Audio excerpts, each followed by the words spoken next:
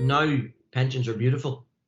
You know, I know what Simon thinks. I don't think I've ever had them described like that, but Simon, I think it's probably worth bringing you in here. Yeah. I from a client perspective, it's always something you get asked, which is, you know, how much do I need to start saving now? So from a younger point of view, even going into sort of, you know, how much should I be putting into my pension? I'm guessing you get asked them questions quite a lot. And how do you sort of deal with clients in that way? And what is the answer, I suppose? How much should I be? Well, first of all, I agree with everything that Earl's just said there. There is a cost of delaying, if you like, and also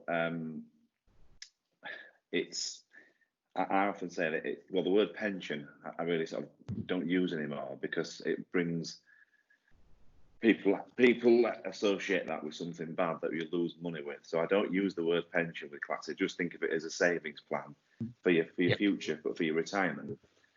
So because it has changed so much, much more flexible, as you know, and I often say that it's really the opposite of a mortgage. So with a mortgage, you are borrowing a big chunk of money and you're paying that off over 25, 30 years.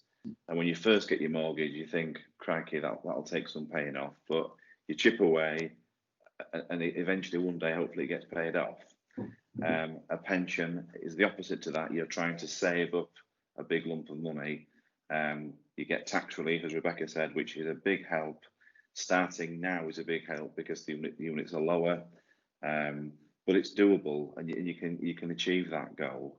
But you wouldn't try and pay your mortgage off in 5 years, just like you can't save for your pension in 5 years. You need to give it a long term, which is what, like Earl says, the sooner you start, the better, and even if it's a small amount. So, but back to the question of how much should you save, it's difficult. It's a difficult question to answer. A rule of thumb I sometimes use is to say, well, whatever your age is, use half your age. So if you've got no pension savings at all, half your age as a percentage of what you should be paying in. So if you're 20 and you're starting, if you could pay 10% of your wage in, that's not a bad rule of thumb, and it will always be 10% of obviously whatever you're earning. So that's one rule of thumb. A more sort of scientific way of getting a figure is by saying, well, what income do you require in retirement? So again, from experience, I often find that maybe it's sort of 75, 80% of what your expenditure is now, because many of the bills still exist. You've got your council tax, you've got food, you've got the gas, electric, and so on. Your mortgage may have gone, but other expenditure will increase. Like you might go out for meals more, weekends away, more holidays, and so on, because every day is like a holiday. So you can work out a figure, and again, we use, so if someone wanted £25,000 a year in retirement, if they could save £500,000, which is sort of 5% roughly, then that's not a bad rule of thumb. And then we work backwards, we add inflation onto that, and you end up with a monthly amount. So if you say X, that should achieve your goal with some presumptions about investment returns in. And you start from there.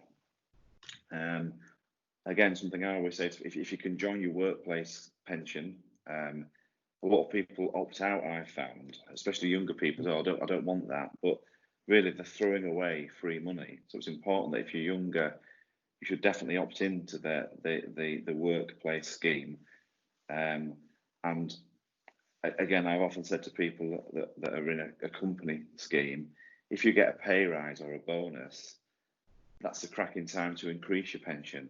Yeah. So if it's only 0.5% or 1%, but if you did that every year, it makes a big difference. Again, with the tax relief you get, you soon get there, and maybe treat it like a bill almost. It's all, you've got to pay for your, there's all these things we've got to pay for every month. Just think of it as another bill and forget about it, and the fund will grow.